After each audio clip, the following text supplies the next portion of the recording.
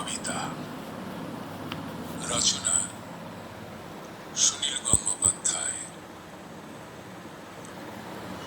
তোমার বাস্তবতা হারিয়ে ফেলেছ,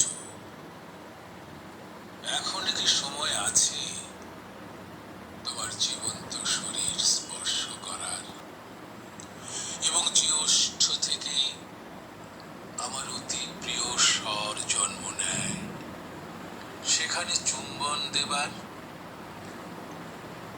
আমি তোমাকে এত বেশি স্বপ্ন দেখেছি যে হয়তো আমার পক্ষে আর জাগাই সম্ভব হবে না। আমি দাঁড়িয়ে দাঁড়িয়ে ঘুমোই, আমার শরীর সব রকম জীবন ও ভালোবাসার জন্য উন্মুক্ত।